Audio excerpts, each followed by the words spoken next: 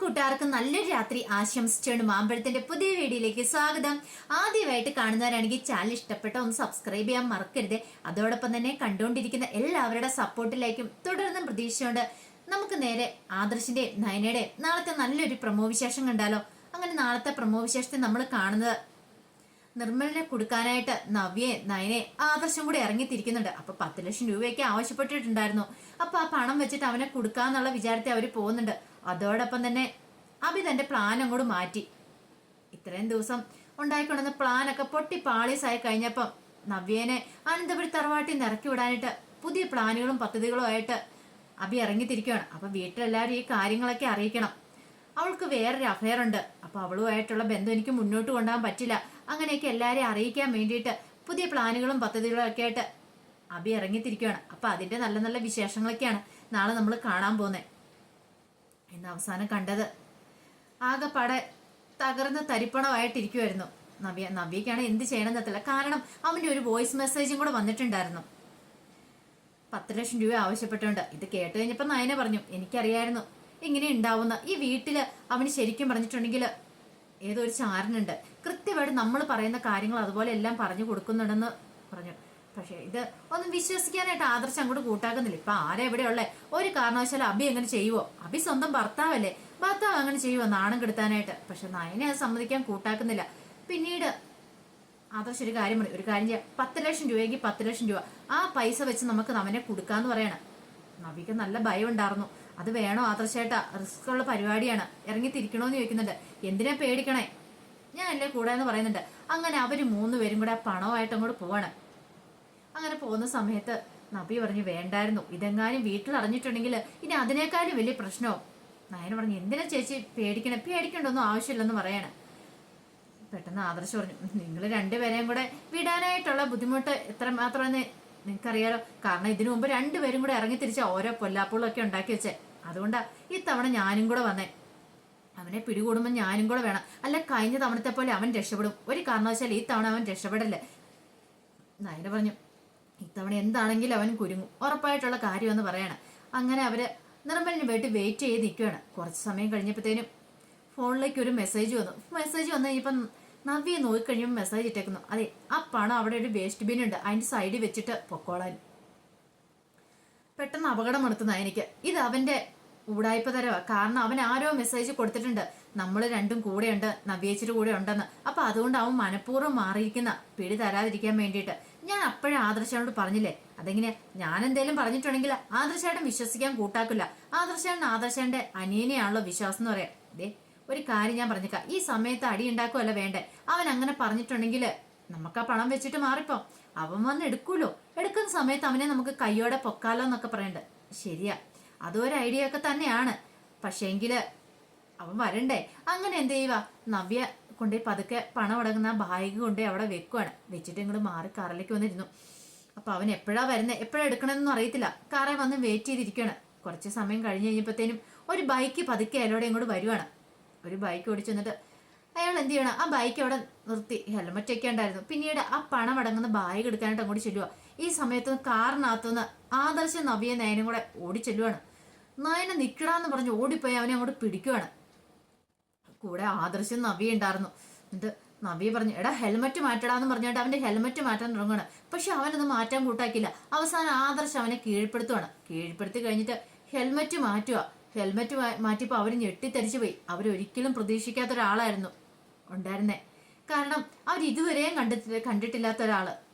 നീ ആരാ, നീ എന്തിനും ബാഗ് എടുക്കാൻ വന്നിന്ന് നിൽക്കും. എന്റെ പൊന്ന് സാറേ, എന്നെ തല്ലല്ലെന്ന് പറയണം. എന്താടാ നീ ആരാ, നിന്നോട് ആര് പറഞ്ഞിട്ട് നീ ബാഗ് എടുക്കാൻ വന്നിന്ന് ചോദിക്കണം. എന്റെ പൊന്ന് സാറേ, ഞാനാണെങ്കിൽ അവിടെ ഒരു നിവൃത്തിയില്ലാതെ നിന്ന ഒരു മനുഷ്യനാ, ഇതുമായിട്ട് യാതൊരു ബന്ധവുമില്ല. പക്ഷെ അബദ്ധപ്പെട്ട് വന്നു പോയതാന്ന് പറയാണ്. ഞാൻ അവിടെ നിൽക്കുന്ന സമയത്ത് ഒരാൾ വന്ന് എൻ്റെ അടുത്ത് 5000 രൂപ തരാം, പറയുന്ന സ്ഥലത്ത് പോയി ആ ബാഗ് ഒന്ന് എടുത്തോണ്ട് വരണമെന്ന് പറഞ്ഞു. അങ്ങനെ ബൈക്കൊക്കെ തന്നു വിട്ട ഞാൻ അതുമായിട്ട് ഇങ്ങോട്ട് വന്നാ. ഇത് 1000 രൂപ അഡ്വാൻസ് തന്നു. ഇനി ഈ ബാഗ് കൊണ്ട് ചെന്ന് കഴിഞ്ഞാൽ ബാക്കി 4000 രൂപ തരുള്ളൂ. ഈ ബാഗിനകത്ത് എന്താന്ന് പോലും എനിക്കറിയത്തില്ല. എൻ്റെ പൊന്ന് സാറേ, എന്നോട് ക്ഷമിക്ക്, എനിക്ക് ഇതിനകത്ത് യാതൊരു പങ്കുമില്ലെന്ന് പറയണം. അവർക്ക് മനസ്സിലായി ഇത് നിർമ്മലിന്റെ കളിയാണ്. കാരണം തങ്ങൾ ഇവിടെ വന്നിട്ടുണ്ടെന്ന് അറിഞ്ഞപ്പോൾ അവൻ അങ്ങോട്ട് പ്ലേറ്റ് മാറ്റിയതാണ്. പിടിക്കപ്പെടുമെന്ന് മനസ്സിലായി കഴിഞ്ഞപ്പോഴത്തേനും പണം കിട്ടാൻ വേണ്ടിയിട്ട് അവൻ കളിച്ചൊരു നാടകം മാത്രമാണിത്. പക്ഷെ ഇയാളെ തല്ലിയിട്ട് കാര്യമൊന്നുമില്ല. ആദർശ് പെട്ടെന്ന് എന്ത് ചെയ്യണം, കുറച്ച് പണം എടുത്ത് അങ്ങോട്ട് അയാളുടെ കയ്യിലേക്ക് വെച്ച് കൊടുത്തിട്ട് പറഞ്ഞു, ഈ പണം വെച്ചോ, ഒരു കാര്യമുണ്ട്, ഇനി ഈ ബാഗ് മേടിക്കാനെന്നും പറഞ്ഞുകൊണ്ട് അവൻ നിന്റെ അടുത്ത് വരും, അല്ലെങ്കിൽ ബൈക്ക് മേടിക്കാനെന്നും പറഞ്ഞ് നിന്റെ അടുത്ത് വരും. ആ സമയത്ത് അങ്ങനെ എന്തെങ്കിലും വന്നിട്ടുണ്ടെങ്കിൽ ഞാനൊരു ഫോൺ നമ്പർ തരാം, ആ നമ്പറിലേക്ക് വിളിച്ചിട്ട് നീ എന്നോട് പറയണം. പറഞ്ഞു കേട്ടല്ലോ? അങ്ങനെ ആണെങ്കിൽ നിനക്ക് ഇവിടുന്ന് പോകാം, അല്ലെങ്കിൽ അറിയാലോ ഇപ്പൊ തന്നെ ഞാൻ പോലീസ് വിളിച്ച് ഏൽപ്പിക്കും. എന്തേലും കള്ളത്തരം എന്നോട് ചെയ്യാൻ പോയിട്ടുണ്ടേ അറിയാലോ, എനിക്ക് പോലീസിലൊക്കെ നല്ല പിടിപാടുള്ള, അതോടുകൂടി നിന്റെ ജീവിതം തീരുമെന്ന് പറയണേ. എന്റെ പൊന്നു സാറേ, ഞാൻ ഒരു കള്ളത്തരം ചെയ്യാൻ പോകുന്നില്ല, എന്നെ വെറുതെ വിട്ടേരെ എന്നും പറഞ്ഞുകൊണ്ട് അയാൾ അങ്ങോട്ട് പോവാണ്. നയന പറഞ്ഞു, കണ്ടില്ലേ, ഞാൻ പറഞ്ഞ വല്ല മാറ്റമുണ്ടോ? കൃത്യമായിട്ടുള്ള വിവരം ഇയാൾക്ക് കൊടുത്തിട്ടുണ്ട്, അതുകൊണ്ടാണ് നിർമ്മലിന് കൊടുത്തിട്ടുണ്ട്, അതുകൊണ്ടാണ് നിർമ്മൽ ഈ സമയത്ത് ഇങ്ങോട്ട് വരായിരുന്നേ. നവ്യക്ക് വല്ലാത്ത സങ്കടമായിപ്പോയി. നവ്യ പറഞ്ഞു, ഒരു പക്ഷേ നയന പറയുന്ന കാര്യം ശരിയായിരിക്കും. എൻ്റെ ഭർത്താവ് എന്ന് പറയുന്ന അവന് ഇന്ന് വരെ എന്നെ സ്നേഹിച്ചിട്ടില്ല. ശരിക്കും ഇത്രയും കാലം എന്നോട് സ്നേഹം അഭിനയിക്കുകയോ ചെയ്തുകൊണ്ടിരുന്നേ. അവന് ഞാൻ ആ വീട്ടിൽ നിന്ന് എത്രയും പെട്ടെന്ന് പോകണമെന്ന് അവൻ്റെ മനസ്സിൽ ആഗ്രഹം. അനന്തപുരിയിൽ നിന്നും ഞാൻ ആ അനന്തപുരിയിൽ നിൽക്കുന്ന അവന് ഇഷ്ടമില്ല. അവന് എന്നോട് ഒരു സ്നേഹവും അവന് എന്നെ ഇറക്കി വിട്ടിട്ട് വേറെ കല്യാണം കഴിക്കണമെന്ന് അവൻ്റെ ഉള്ളിലെ മോഹം. പക്ഷെ ഞാൻ അതിന് തടസ്സമാണെന്ന് എനിക്ക് മനസ്സിലായി. അപ്പം മനഃപൂർവ്വം ഒഴിവാക്കാനായിട്ട് അവൻ തന്നെ ഇങ്ങനെ ഒരു പ്ലാൻ ചെയ്തിരിക്കുന്ന ഇപ്പൊ എനിക്കെല്ലാം മനസ്സിലാവുന്നുണ്ട്. ഇതിന്റെ പുറയിൽ അവനുണ്ടെന്ന് എനിക്ക് ഉറപ്പാവുന്നുണ്ട്. നയന ആദ്യം പറഞ്ഞപ്പോൾ ഞാൻ വിശ്വസിച്ചില്ല, ഇപ്പോഴെനിക്ക് പക്ഷെ വിശ്വാസം വരുന്നുണ്ടെന്ന് പറഞ്ഞിട്ട് നവ്യ പൊട്ടിക്കരയാണ്. ഇത് കണ്ടപ്പം നയനയ്ക്ക് വല്ലാത്ത സങ്കടം വന്നു. ആദർശനും മനസ്സിലായി, ഒരു പക്ഷെ നവ്യ പറയുന്നതിൽ എന്തൊക്കെയോ കാര്യമില്ലാതില്ല. കാരണം തങ്ങൾ വരുന്ന ഓരോ നീക്കങ്ങൾ അവന് കൃത്യമായിട്ട് അറിയുന്നുണ്ട്. അങ്ങനെ അറിയണമെങ്കിൽ എന്താ, അവനൊരു ചാറിന് ഉറപ്പായിട്ടും ഉണ്ടായിരിക്കും. ഇല്ലെങ്കിൽ തങ്ങൾ ഇങ്ങോട്ടാ വരുന്നത്, തങ്ങൾ 3 പേരും ഉണ്ട്. ആ കാര്യങ്ങളൊക്കെ അവൻ എങ്ങനെ അറിയുന്നത്? ഒരു കാരണവശാലും അറിയില്ല. നയന പറഞ്ഞു, ചേച്ചി സങ്കടപ്പെടണ്ട, നമുക്ക് വഴി ഉണ്ടാക്കാം, നമുക്ക് കണ്ടുപിടിക്കാം. ചേച്ചി ധൈര്യമായിട്ട് വാ, ഇനിയിപ്പൊ കരഞ്ഞിരുന്നിട്ടൊന്നും കാര്യമില്ല എന്ന് പറയണം. ഇനിയിപ്പോ വീട്ടിൽ ചെല്ലുമ്പോ ഇനിയിപ്പോ എന്തൊക്കെയാണോ സംഭവിക്കാൻ പോകുന്നത്, ആ ഒരു ടെൻഷൻ 3 പേരുടെ ഉള്ളിലുണ്ടായിരുന്നു. ഈ സമയത്ത് അബി എന്ത് ചെയ്യാ, അബി സെറ്റയിൽ ഇങ്ങനെ കിടക്കുവാണ്. സെറ്റയിൽ ഇങ്ങനെ കിടക്കുന്ന സമയത്ത് മുത്തശ്ശി അങ്ങോട്ട് വരുന്നത്. മുത്തശ്ശി വരുമ്പത്തിന്, എടാ അബി, നീ എന്താടാ ഇവിടെ കിടക്കുന്നത്, ഇങ്ങനെ കിടക്കുന്നത്, ഏറ്റുപോയി മുറി കിടക്കടാന്ന് പറയാണ്. പെട്ടെന്ന് അബി പറഞ്ഞു, ആരാ എന്താന്നൊക്കെ ചോദിക്കുകയാണ്. മുത്തശ്ശിക്ക് ഒരു പന്തിയോട് മടുത്തു, ഇവനെന്താ ഇങ്ങനെ? പെട്ടെന്ന് മുത്തശ്ശി, എടാ അബി, നിന്നെ വിളിച്ചെന്ന് പറയണം. ആരെ വിളിച്ചു? എന്നെ ഒന്നും വിളിക്കണ്ട. മുത്തശ്ശിയെ മനസ്സിലായി നന്നായിട്ട് മദ്യപിച്ചിട്ടുണ്ടെന്ന്. മുത്തശ്ശി പെട്ടെന്ന് അകത്തേക്ക് നോക്കിയിട്ട് ജലജ എന്ന് വിളിക്കുകയാണ്. പക്ഷെ ജലജ വന്നില്ല. പകരം ദേവയാനിയും മുത്തശ്ശനും ജയനും എല്ലാരും വന്ന്, എന്താ കാര്യം, ഇങ്ങ് നോക്ക്, ഇവൻ കിടക്കുന്ന കണ്ടല്ലേന്ന് പറയാം. മുത്തശ്ശൻ വന്നിട്ട് പട്ടാപ്പാലും കുടിച്ചിട്ടോ, നീ എന്താ അബി ഇങ്ങനെയെന്ന് ചോദിക്കുവാണ്. നിനക്ക് നാണമില്ലാതെ എങ്ങനെ പട്ടാപ്പാല് കുടിച്ചിട്ട് വന്ന് കിടക്കാൻ? ഒരു കൂസലും ഇല്ലാതെ, അത് ഈ വീട്ടില് ഇന്ന് വരെ ആരും കാണിക്കാത്ത പരിപാടിയാ. നാണമില്ലാത്തവൻ ആ കുടിച്ചിട്ട് വന്ന് കിടക്കുന്ന കണ്ടില്ലേന്ന് പറയണം. മുത്തശ്ശിക്കാണ് ആ പാട് സങ്കടപ്പോയി. ദേവേനെ പറഞ്ഞു, അബി നീ എന്ത് പരിപാടിയെ കാണിച്ചേ? നിനക്ക് എന്നെ ഒട്ടും ബോധമില്ലേ? പിന്നെ ഞാൻ കുടിക്കും, ഞാൻ ഇനിയും കുടിക്കും, എന്റെ ഇഷ്ടം പോലെ കുടിക്കും, എനിക്ക് ആ മനസ്സിന് അത്ര വിഷമമുണ്ടെന്ന് പറയണം. മുത്തശ്ശൻ പറഞ്ഞു, അബി നീ വെറുതെ കളിക്കരുത് കേട്ടോ, നിന്റെ സ്വഭാവം അത്ര ശരിയല്ലെന്ന് എനിക്ക് നേരത്തെ അറിയായിരുന്നു. പക്ഷെ എങ്കില് ഇപ്പൊ നിനക്ക് എന്ത് ധൈര്യത്തിലാ നീ ഈ പട്ടാപ്പാല് കുടിച്ചിട്ട് എല്ലാവരുടെ മുന്നിൽ വന്നിട്ട് ഇങ്ങനെ ഓരോ കോപ്രായങ്ങൾ കാണിച്ചു കൂട്ടുന്നതെന്ന് ചോദിക്കുക. അബി പറഞ്ഞു, ഞാൻ ഇങ്ങനെയൊക്കെ കുടിച്ചിട്ട് അതിന് വ്യക്തമായ കാരണം ഉണ്ടെന്ന് പറയണേ. ഈ സമയത്ത് ജലജ അങ്ങോട്ട് വരുന്നുണ്ട്. ജലജോട് ദേവേനോട്, ദേ നിന്റെ മാനാണ്ട് കുടിച്ചിട്ട് 4 കാലം വന്ന് കിടന്ന് ഓരോ പിച്ചും പേയും പറഞ്ഞുകൊണ്ടിരിക്കുക. ജലജ പറഞ്ഞു, നീ എന്താ അബി കാണിച്ചേക്കണമെന്ന് ചോദിക്കണം. അമ്മ ഇതിനകത്ത് ഇടപെടണ്ട, അമ്മ അങ്ങോട്ട് മാറി നിൽക്കാൻ പറയാണ്. അബി, ഞാൻ പറയുന്നൊന്നും കേൾക്ക്, ഒന്നും പറയാൻ വേണ്ട, എനിക്കൊന്നും കേൾക്കാനും പറ്റില്ല. ഞാനേ ഇങ്ങനെ കുടിച്ചിട്ടുണ്ടെങ്കിൽ അതിന് വ്യക്തമായ കാരണം ഉണ്ടെന്ന് പറഞ്ഞല്ലോ, എനിക്ക് സങ്കടം സഹിക്കാൻ പറ്റാത്തതുകൊണ്ടാണ് ഞാൻ കുടിച്ചേ. മുത്തശ്ശൻ ചോദിച്ചു, അതിന് നിനക്ക് ഇതിന് മാത്രം എന്താ ഇപ്പൊ സങ്കടം ഇരിക്കുന്നത്? ഇവിടെ എന്താ പ്രശ്നമുള്ളതെന്ന് ചോദിക്കണം. പ്രശ്നമോ? നിങ്ങൾക്ക് ആർക്കും എന്നെ കുറിച്ച് അറിയത്തില്ലാഞ്ഞിട്ടാ ഞാൻ കുറച്ച് ദിവസങ്ങളായിട്ട് ഇവിടെ തീ തിന്നോണ്ടായിരിക്കണേ. എന്റെ ഭാര്യ എന്ന് പറയുന്ന അവളുണ്ടല്ലോ, അവള് കാരണം എനിക്കിപ്പോ ഈ വിഷമം ഉണ്ടായേക്കുന്നേ. നിങ്ങളിപ്പോ ഞാൻ എന്തൊക്കെ പറഞ്ഞാലും വിശ്വസിക്കില്ലോ, അതിന് ഞാൻ തെളിവ് തരാം. ഇനിയിപ്പോ ഞാൻ പറഞ്ഞ് വിശ്വസിച്ചില്ല, തെളിവ് കാണിച്ചു തരാന്ന് പറയണേ. അപ്പൊ ജലജയ്ക്ക് മനസ്സിലായി എന്തോ കുതന്ത്ര ബുദ്ധി അഭി പ്രയോഗിച്ചിട്ടുണ്ട്. അപ്പൊ അതിന് വേണ്ടിയിട്ടാണ് ഈ നാടകം കളിക്കുന്നത്. ഒരു പക്ഷെ നവ്യേനെ ഇവിടെ നിന്ന് ഇറക്കി വിടാനുള്ള എന്തോ തന്ത്രമാണെന്ന് തോന്നുന്നു അവൻ മെനഞ്ഞുകൊണ്ട് വരുന്നേ. പക്ഷെ അവൻ ഇടയ്ക്കിടയ്ക്ക് ഓവർ ആക്ട് ചെയ്യുന്നുണ്ട്. അത് മിക്കവാറും കുളമാവാനുള്ള ചാൻസസ് എല്ലാം കാണുന്നുണ്ട്.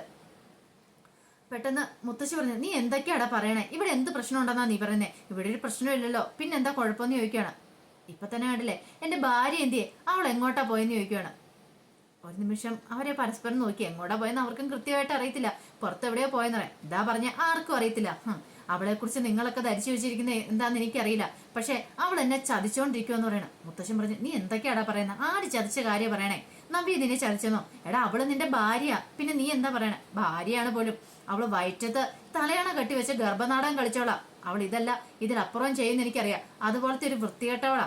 അവൾക്ക് മാനവും മര്യാദ ഇല്ലെന്ന് പറയാണ്. പെട്ടെന്ന് ജയൻ പറഞ്ഞു, അബി നീ എന്താ പറയണേ? ആരെ കുറിച്ചാണ് പറയുന്നത്? നിനക്ക് നല്ല ബോധം വേണം. നബി ഒരു പ്രാവശ്യം അങ്ങനെ ഒരു കാര്യം ചെയ്തു. പക്ഷെ എന്നും പറഞ്ഞുകൊണ്ട് എപ്പോഴും അവൾ ഓരോ കാര്യത്തിന് ഇങ്ങനെ കുറ്റപ്പെടുത്താൻ ശരിയല്ല എന്ന് പറയണം. അതെ, വല്യച്ഛൻ എന്തറിഞ്ഞിട്ടാ പറയണേ? ഒന്നും അറിയത്തില്ല. നിങ്ങൾ കാണ്, ഞാൻ കുടിച്ചാൻ എല്ലാവരും കുറ്റം പറഞ്ഞിട്ടില്ല, കാണാനും പറഞ്ഞുകൊണ്ട് അവിടെ അങ്ങോട്ട് പോയിട്ട് കുറച്ച് ഫോട്ടോസ് ഇങ്ങോട്ട് എടുത്തുകൊണ്ട് വന്ന് അതങ്ങോട്ട് പൊക്കി അങ്ങോട്ട് എറിയുവാണ്. അതെല്ലാം ചിതർത്തി വെച്ച് താഴേക്ക് പോകും. അതുകൊണ്ടൊരു ഫോട്ടോ ജയനങ്ങൾ എടുക്കുവാണ്. നോക്കിക്കഴിഞ്ഞപ്പോൾ നിർമ്മലും നവ്യൻ തമ്മിലുള്ള നല്ല ക്ലോസ് സീനാ. ഇത് കണ്ടതും ആദർശിന്റെ അച്ഛൻ ജയൻ ഒരു നിമിഷം അന്തം വിട്ടുപോയി.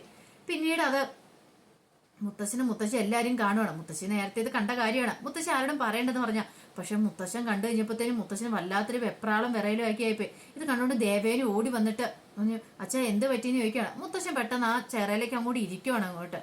ഇത് കണ്ടപ്പോൾ അബിക്ക് നല്ല സന്തോഷമായി.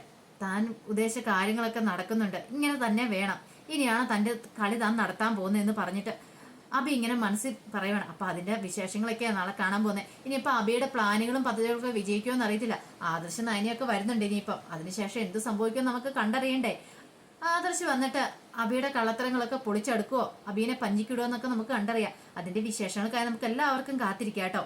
ഒരിക്കൽ കൂടി എല്ലാവർക്കും നല്ലൊരു രാത്രി ആശംസിച്ചുകൊണ്ട് നിർത്തുന്നു. നന്ദി.